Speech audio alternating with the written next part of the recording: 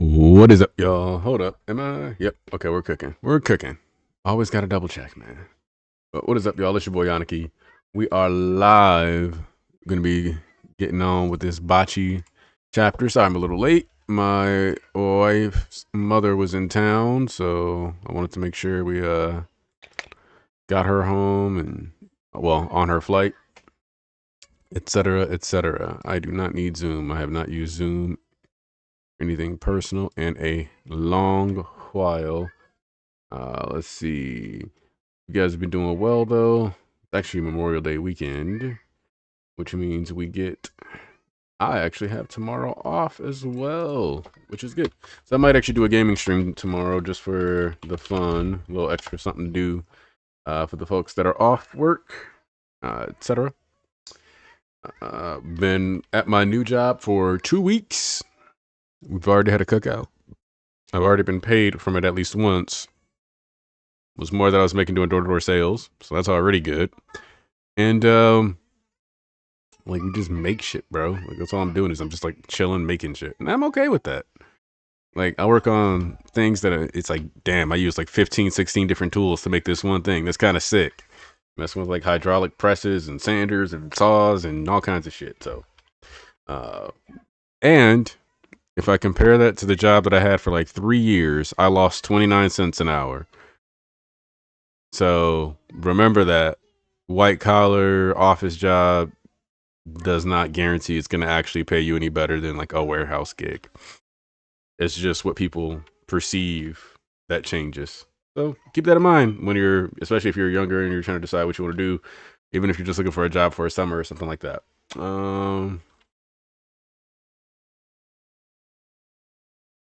Important to have those perspectives, dogs. Now, how we doing? And Tiger Blaster in the building. All right, let me go ahead and get that chapter pulled up though. Last chapter. And, Hokazano was on break. We respect those breaks. We always want people taking care of themselves. Let's get into it. Let's get into it. Especially because I know Shiba's down bad. Oh, cutting the. Everybody's like, yeah, Kunishige had to make the enchanted blades, and sure enough, we're cutting straight back to Kunishige. Hey, what up, Cameron Bailey? If nobody got me, Cameron Bailey got me. So, open up, and this is chapter 122. Start. And we see Kunishige is geeked off the rice bun. The rice ball. Is this really a rice ball? It's so fluffy. Good, right? It's all about the precise amount of compression and how the rice harmonizes with the air. The rice balls I make transcend rice balls. Subaru Yurita, I read your book a long time ago.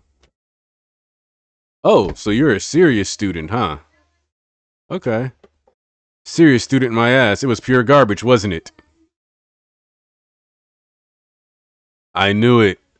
I figured guys like you would keep trying and failing until you saw through the lies. Good, you wasted my time. Okay, so I like this. I like that we're opening with this clarity between swordsmen, establishing that Kunishige did look into his book, did look into his work, and figured out that he made a bunch of bullshit up. Um, it wasn't a waste. You developed a strong internal logic through the process of unearthing lies. What? The lightweights will read that stuff and give up. Hold up. It's incomprehensible, right? That way, only the truly refined swordsmiths endure. It's a more peaceful world that way. I want my money back, is the first thing out of Kunishige's mouth. Have another rice ball. Ooh, fine. We're even now. Just how starved are you? If you practice out in the open, a swordsmith of your caliber would earn high accolades in no time. And Kunishige is confused. If you have a reputation, you can charge more. There's no reason to starve to death. That was delicious. Making a living by selling deadly weapons is something I've never been comfortable with. But that's how it should be.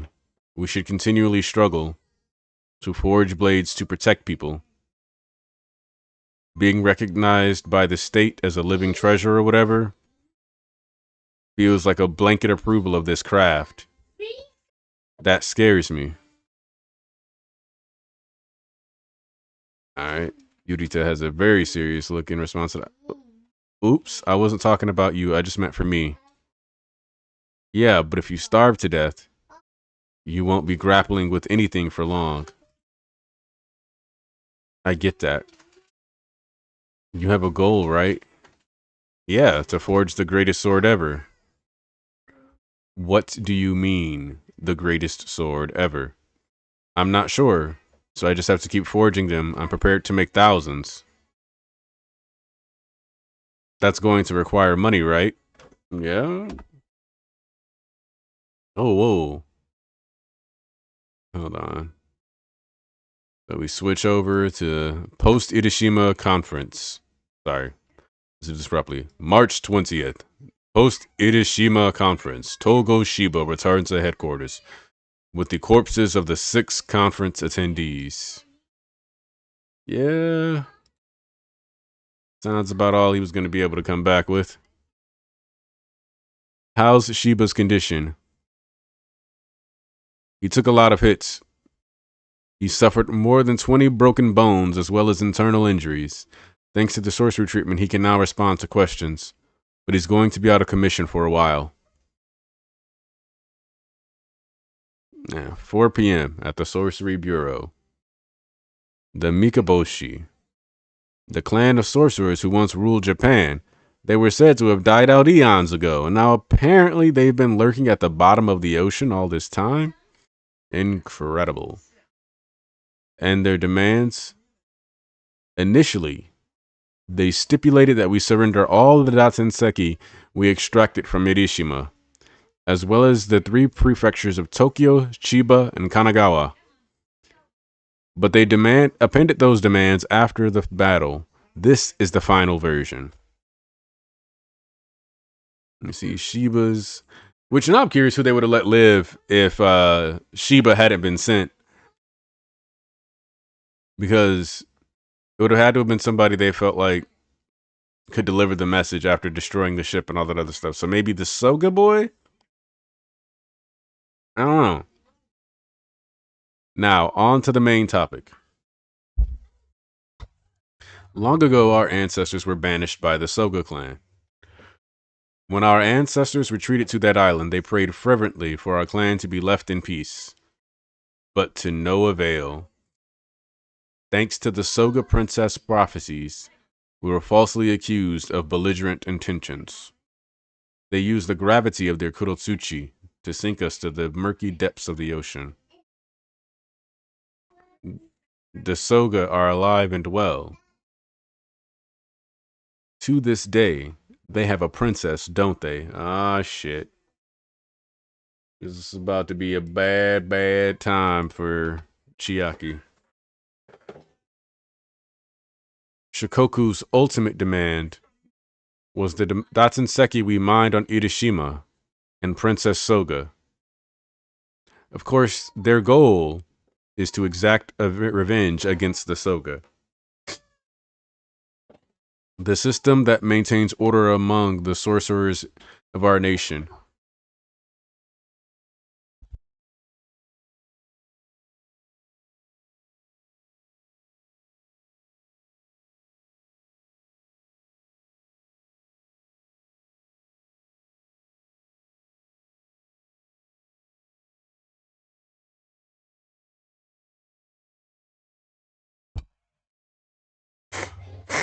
Is governed by a long history of deep-rooted traditions revolving around the Soga clan. Princess Soga represents the very heart of that system.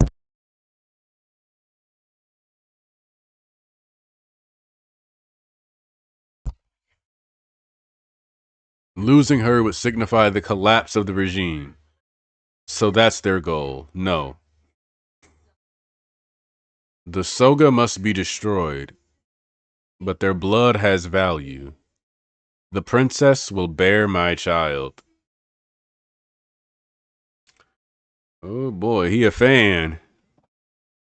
After that, we will slaughter the Soga clan. Their sorcery lives in their blood, and that sorcery contains their legacy. Their goal is dominion, to wield the blood of the Soga and to usurp their power.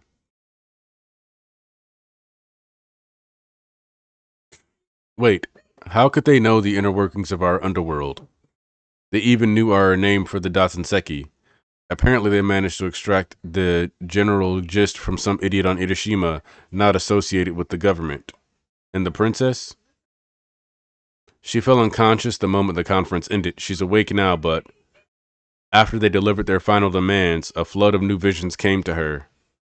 That's probably why she lost consciousness. And there will be hell on earth. The government unequivocally rejects their demands. The view is that we cannot accept such a violent and incomprehensible behavior. Moreover, and we see Azami getting teased, the government intends to expand the anti-sorcery strategic force established over the past 2 years. They're leaving the specifics to us. It's not enough. Hiroto Soga was our strongest warrior, a true singularity. Alone, he could dismantle a powerful dynasty. And we sent 3 other fighters no less capable than him. They were the strongest unit we've ever assembled. And this enemy prince, or whatever he is, massacred them single-handedly. At the end of the fight, he was lounging on his sofa completely unscathed and sent back a sole survivor. Plus, they had 5 more warriors of the same caliber. This isn't something we can just throw more soldiers at. We have a stockpile of Kaichi, maybe that. It's finite. The enemy has the exceptional ability to regenerate. If we don't use it at the right moment, it could come to nothing. Perhaps our only hope is Flame Bone of the Starving. You know, going into this, I was expecting lore on Enchanted Blades. I was expecting lore on the war itself. And obviously characters like Shiba, Kunishige, Chihiro's mom, Samura, more stuff on like Uruha and the other like blade wielders. But if we take some time to also flesh out Flame Bone, I'm assuming we'll also just end up discussing like magic weapons as a whole and how you come to those. I'm down, bro. I'm down for that. I'm 110% down. Hey, what up, quote Lucas? Uh, no, we've already reached out to the Kagari clan, but it's not that simple. They haven't had an appropriate master in ages. If it got out of hand, it could relegate the entire continent to a scorched wasteland. What's wrong, baby girl? What's wrong? Here.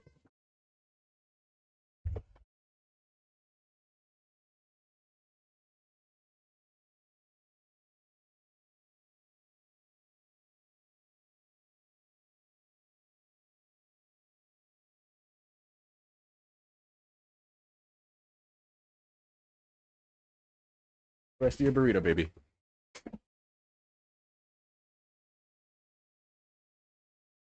The enemy has the exceptional ability to regenerate. They haven't had an appropriate master in ages. If it got out of hand, scorched wasteland. Important to note. So the flame bone is capable of destruction. He said the continent. So we have to now give the flame bone the potential to be as damaging as the Magatsumi if left unchecked. That's basically what we're being told here. Now, is that actually going to be true or not? That's a whole other discussion, but it's feared the same way the Magatsumi is. Maybe it's feared this way because the Magatsumi has not happened yet and the Shinichi isn't made yet. And we're going to find out that perspective is flawed and, blah, blah, blah. But we'll see. But it would have to be something that phenomenal. Otherwise, the battle will produce nothing but more casualties. We know, but Shiba, should you be up?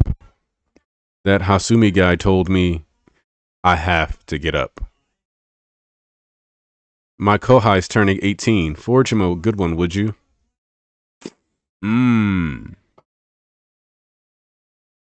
Getting the explanation that he got his sword from Kunishige specifically at the request of Shiba, that adds an extra sting to it.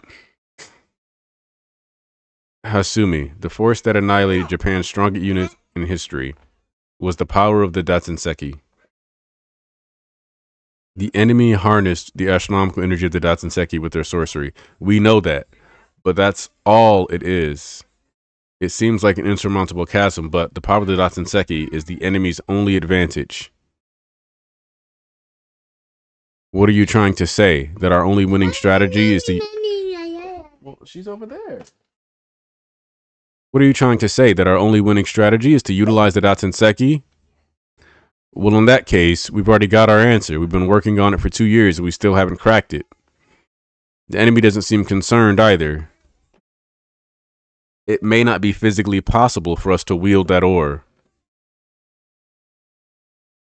Rokuhira, how much did Mr. Hasumi tell you?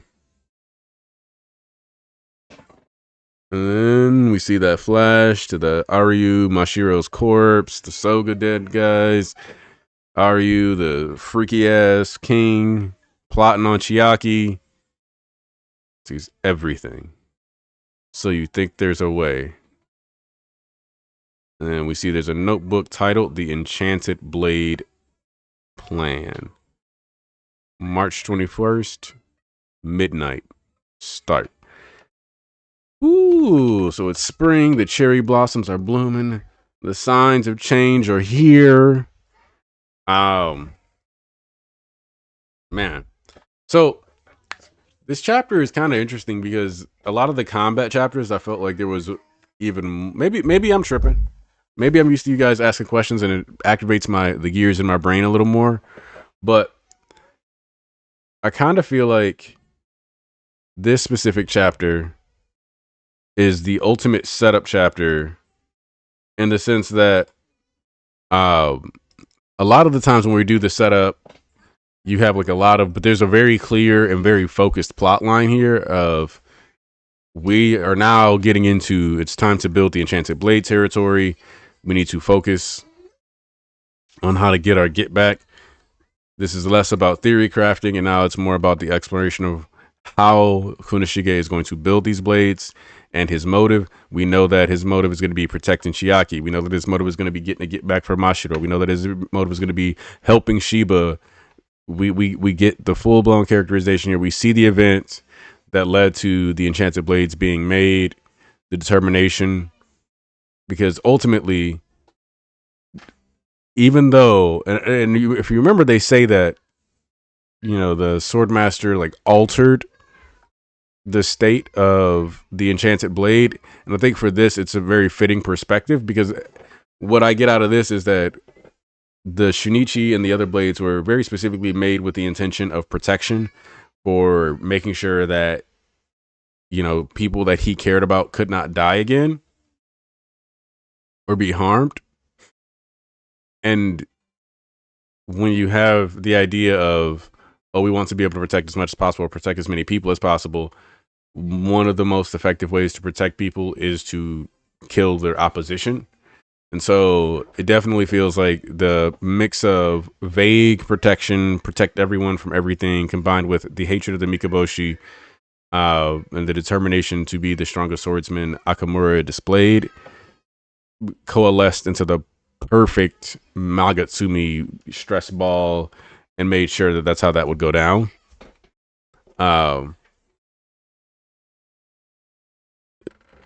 There's a lot of like small teasers. Like we see, okay, Azami is being teased, so we know he's going to be getting involved.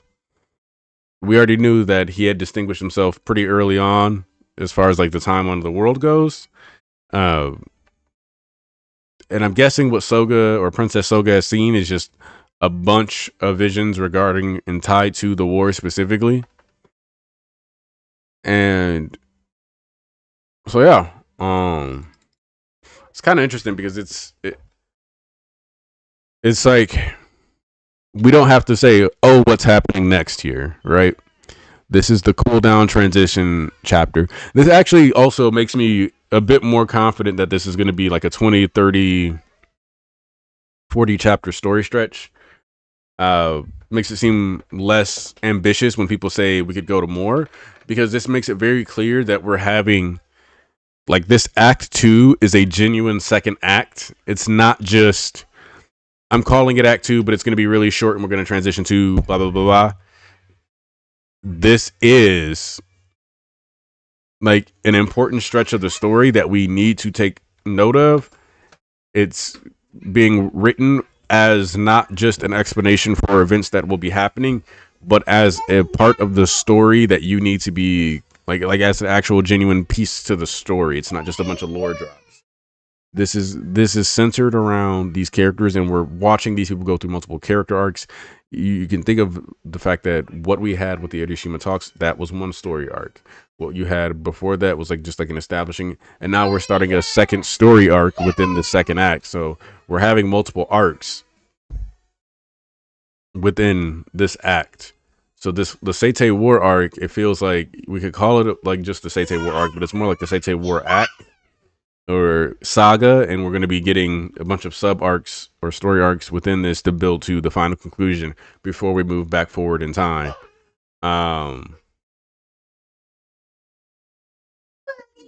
The fact that I do think it's interesting that the king wants to be the one to like take the princess and force her to carry his child, but I think this is directly tied to the, and this is just my opinion, partially the king's ego, but also it's more humiliating to take the princess and give her to this far older man than it is to give her to Aryu. And so the way I look at this is like they're looking for the ultimate, not only destruction of the clan, the way to humiliate this clan and just take as much as possible from them. So yeah, this is it's basically, this part is all about revenge. We've kind of seen Chihiro during like the first act. We kind of examined Chihiro beyond just a person who is looking to get revenge. And here in the second act, we're just tunneling in on people who are all going to be driven by revenge. Whether it's the Mikaboshi who want revenge on Japan at large and the Soga clan, or Kunishige and Shiba who are going to want revenge because of the fact that Mashiro died. What they intend to do, ways to basically get back. And so this whole section of the story is going to be, in essence, why revenge is wrong, the movie. And so I'm down with that. We're going to be just consistently exploring the idea that these characters are flawed for their chasing of revenge, and we're going to see the results of this. So overall, I think this is a good chapter. I'm not going to make this stream be too long because I think this is just like a very good transitional chapter, but it's not giving me a bunch that I want to talk about necessarily. I see the influence of Subaru and how he's like, no, this helps you become a better swordsman, even if I effectively lied to everybody. But we'll get more of this and him refining his craft. We know he's a diligent man. Hey, what up, DT, man? I'm actually winding the stream down. I don't think this one's going to be that long this week. But yeah, appreciate you guys for coming through. I just don't think that this chapter, like, it's interesting in the sense that, like, yes, the Flame Bone is introduced, and we know that Flame Bone is going to apparently be on the level like an enchanted blade. We kind of had hints at that. If anything, maybe we get a lore drop on the Flame Bone that's going to give us a bit more information. It's just right now we're just waiting. This feels very much like a waiting chapter. So yeah. Appreciate you guys. Thanks for coming through. I'm gonna go ahead and tap out here. We'll probably start back up next week. I already know that we'll probably have way more to talk about because there's just kind of a lot of what we could be talking about this week. I think I already covered in the previous stream. So take care. Appreciate you.